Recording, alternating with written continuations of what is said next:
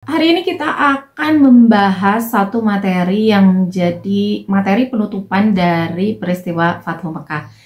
Peristiwa pertama yang terjadi di tahun 630 Hijriah bertepatan dengan tahun 8 hingga 9 Hijriah. Pada episode ini akan dikisahkan bagaimana berduyun-duyunnya orang-orang Quraisy masuk Islam, juga akan dikisahkan sedikit ya dialog yang terjadi antara Rasulullah dengan mereka. Kemudian kalau keburu ya akan dibahas juga tentang dihapusnya pemerintahan kejahiliahan di Makkah. Dan teman pecinta sejarah, episode kali ini akan membuka babak baru dakwah Islam. Bukan hanya dakwah di sekitar Jazirah Arab, juga akan menjadi pintu gerbang dakwah di seluruh dunia. Bahkan bisa sampai ke Indonesia.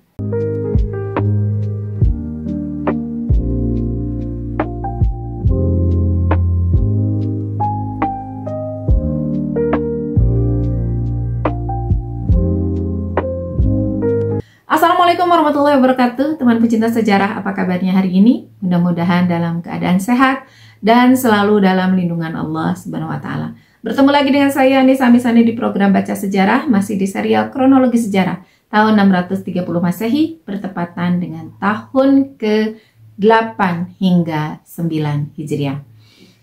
Akan saya bacakan dulu 4 peristiwa penting yang terjadi di tahun ini yang datang dari dunia Islam, juga 4 peristiwa penting yang datang dari luar dunia Islam. Yang pertama adalah penaklukan atau kemenangan kota Mekah, atau lebih dikenal dengan istilah Fathu Mekah. Kemudian peristiwa yang kedua adalah Ghazwah Hunain, di mana kaum muslimin mengalahkan suku Hawazin dan Saqif. Peristiwa yang ketiga adalah Ghazwah Taif atau pertempuran Taif. Peristiwa terakhir yang terjadi tahun ini yang datang dari dunia Islam adalah kematian Ibrahim, putra Rasulullah SAW. Bersamaan dengan keempat peristiwa tadi, terjadi juga 4 peristiwa lain yang datang dari luar dunia Islam. Yang pertama adalah pengembalian relik salib sejati ke Yerusalem oleh Heraklius. Yang kedua, dekret Heraklius bahwa semua Yahudi harus masuk Kristen. Peristiwa yang ketiga adalah penobatan Boran atau Puran sebagai Ratu Persia. Dan peristiwa yang terakhir adalah berakhirnya pemerintahan Mahendrawarman I digantikan oleh pemerintahan Narasimhawarman I dari kerajaan Pallava di India. Dan teman pecinta sejarah, inilah kronologi sejarah tahun 8 hingga 9 Hijriah bertepatan dengan tahun 630 Masehi selengkapnya. Kita akan masuk ke kisah lain, tapi masih sambung ke yang tadi ya. Jadi Rasulullah SAW itu di kalimat terakhir kan membaiat ya, mengatakan janganlah kamu mendurhakaiku dalam urusan kebajikan, sampai yang terakhir tadi ya. Lalu ditimpali oleh oleh Hindu binti Utbah. Setelah itu Rasulullah SAW bersabda, fi mastata'tunna wa ataqtunna, tentang apa yang kamu sanggup dan kuat melaksanakannya. Jadi ada tambahan dari Rasulullah SAW. Waktu itu Nabi SAW bertanya kepada pamannya Abbas bin Abdul Muthalib, mana 2 orang anak laki-laki saudara engkau, Abu Lahab? Karena aku belum melihat mereka. Beliau menanyakan perihal 2 orang anak laki-laki Abu Lahab yang bernama Utbah dan Muqtib. Pertanyaan beliau ini dijawab oleh Abbas. Mereka berdua mungkin bersembunyi bersama-sama orang musyrikin Quraisy yang menjauhkan diri.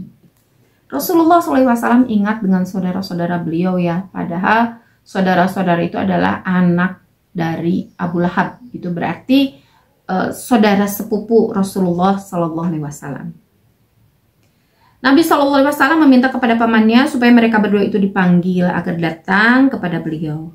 Mereka kemudian dipanggil oleh Abbas dan diajak menghadap beliau. Sesudah mereka ada di hadapan beliau, lalu diajak supaya mengikut Islam. Seketika itu juga mereka berdua memeluk Islam. Disebabkan keislaman mereka itu, gembiralah Nabi SAW dan mendoakan untuk mereka supaya benar-benar mengikut Islam.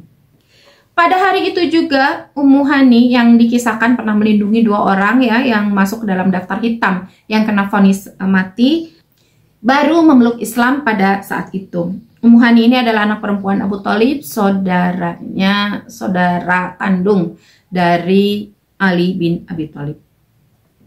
Demikianlah diantara riwayat peristiwa bai'at orang-orang Quraisy yang mengikuti Islam pada hari dibukanya kota Mekah. Dan Islamnya kedua putra Abu Lahab ini memperjelas kepada kita juga bahwa iman itu memang tidak bisa diwarisi. Sebagaimana kekufuran juga tidak bisa diwarisi. Dan jangan kita menutup hati kita terhadap orang-orang yang pernah kafir ya, yang bahkan dia ini adalah anak pembesar atau anak gembong kekafiran. Karena ternyata anak-anak mereka, generasi mereka ternyata pada masuk Islam. Putra Abu Jahal, Ikrimah bin Abi Jahal masuk Islam, termasuk istrinya. Kemudian ini anak-anak Abu Lahab yang bernama Utbah dan Muktib juga masuk Islam. Dan betapa perhatiannya beliau terhadap keluarga beliau. Jadi jangan sampai, paling tidak gitulah ya, paling tidak ketika generasi ayahnya tidak bisa menerima dakwah, siapa tahu generasi berikutnya, generasi anak-anaknya, meskipun ada di bawah ajaran ayah yang kafir, di bawah ajaran ayah yang musyrik, di bawah ajaran ayah yang memusuhi Rasulullah SAW, akan tumbuh generasi di bawahnya orang-orang yang mencintai Rasulullah SAW, mencintai Allah tentu saja, dan menjalankan Islam dengan kesungguhan dan sebenar-benar. Dicontohkannya oleh Ikrimah bin Abi Jahal, apalagi nanti kalau kita sudah masuk ke dalam ekspansi yang dilakukan pada masa Umar bin Khattab, itu akan muncul keharuman-keharuman dari Ikrimah bin Abi Jahal. Jadi kita jangan menutup atau jangan berprasangka lah, menutup hidayah seolah-olah kalau orang itu kayaknya nggak bisa dia dapat hidayah, orang ini kayaknya mungkin dia dapat hidayah gitu. Karena ya hidayah itu kehendak Allah Subhanahu Wa Taala, tidak bisa diduga mungkin oleh kita. Siapa saja yang menerima hidayah, siapa saja yang menolak hidayah. Tugas kita hanya menyampaikan sampai mereka menerima, sampai usia habis, mereka menerima Islam atau usia kita yang habis gitu. Sementara siapa saja yang menerima dan menolak itu adalah hak prerogatif dari Allah Subhanahu Wa Taala.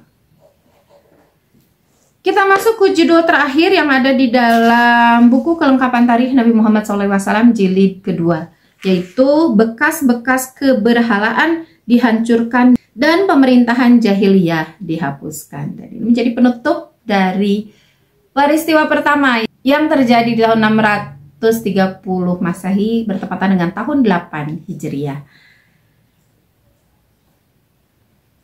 yaitu peristiwa Fatu Mekah.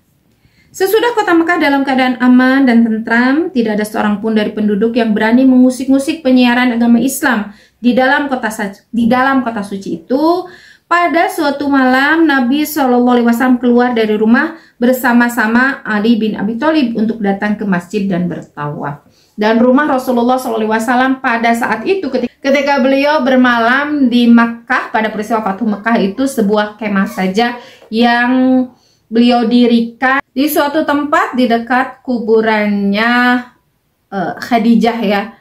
Pada waktu itu di atas Ka'bah masih ada sebuah berhala besar, bahkan yang terbesar, yang terbuat dari kaca yang tebal.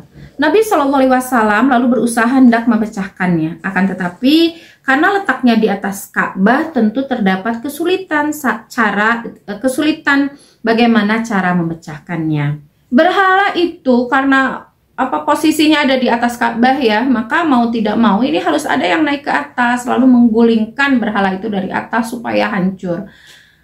Maka di malam tersebut Rasulullah SAW menyuruh Ali untuk jongkok, untuk duduk gitu ya, bersandar ke dinding Ka'bah, lalu Rasulullah yang naik ke atas pundaknya Ali bin Abi Thalib supaya Rasulullah bisa manjat gitu, bisa naik ke puncak Ka'bah.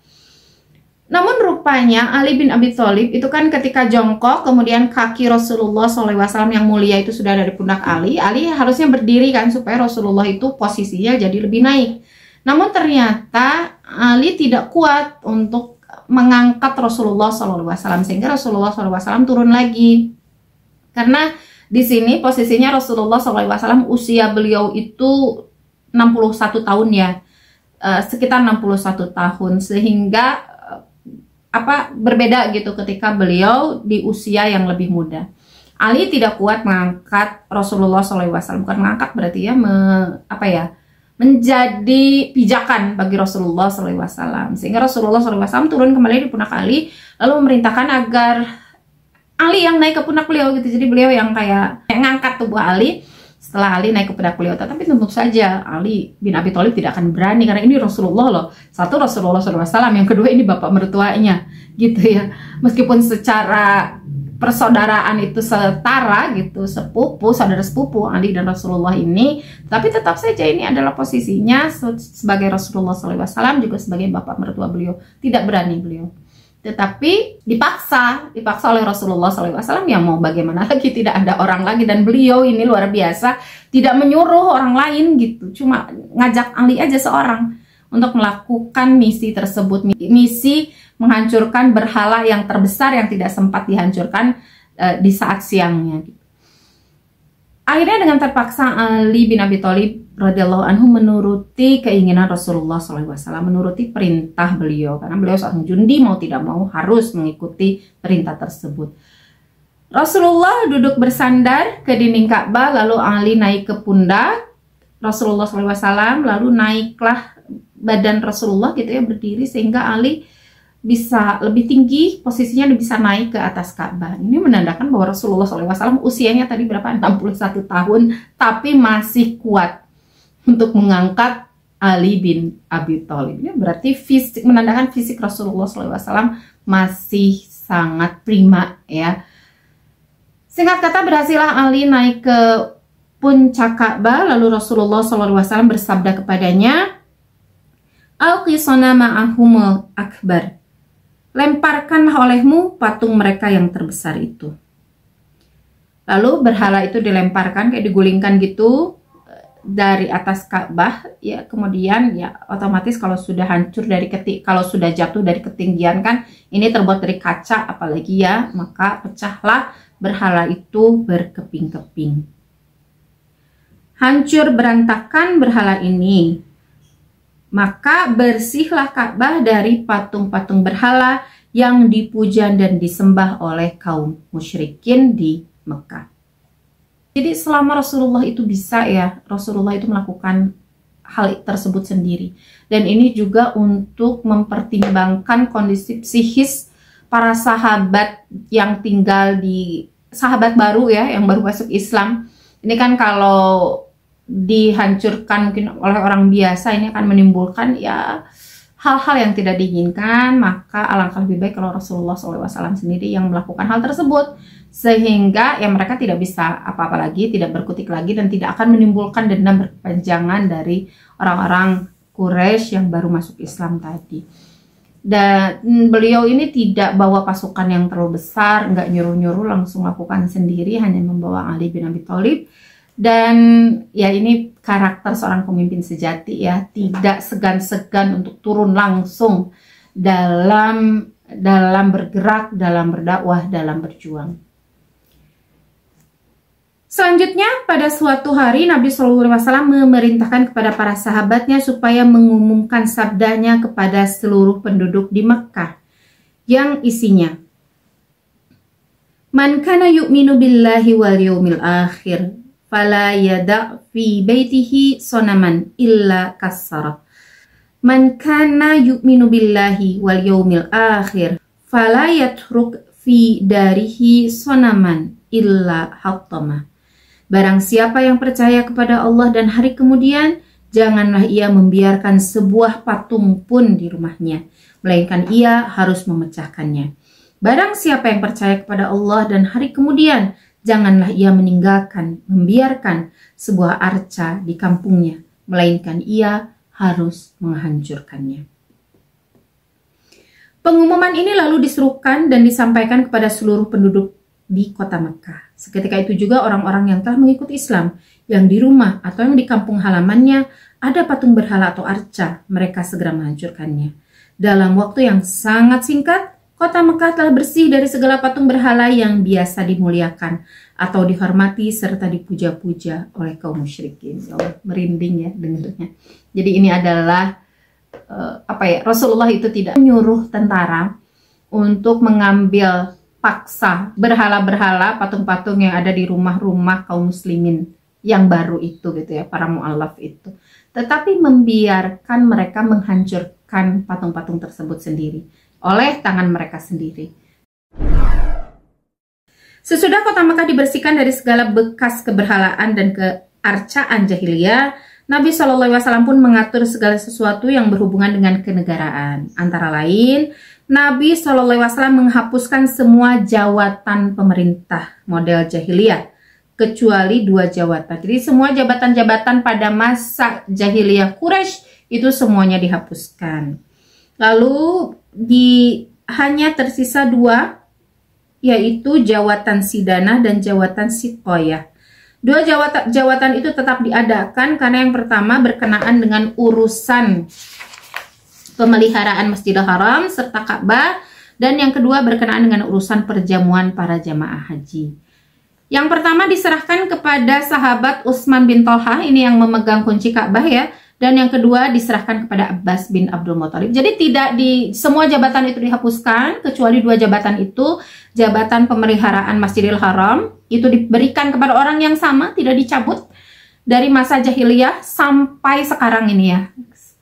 Ke keluarga dan keturunan Utsman bin Thalhah. Sementara untuk jabatan perjamuan urusan haji ini diberikan kepada Abbas bin Abdul Muthalib, dan memang ini Abbas juga ini menjabat dari sejak Abdul Muthalib ya, ini memang menjabat sebagai kementerian lah ya, kementerian perjamuan jamaah haji. Jadi kalau yang Utsman bin Thalhah itu pemeliharaan Masjidil Haramnya, kalau di keluarga Abdul Muthalib, Bani Abdul Muthalib itu tentang perjamuan ibadah hajinya gitu terhadap orang-orangnya yang mereka menjadi jamaah haji.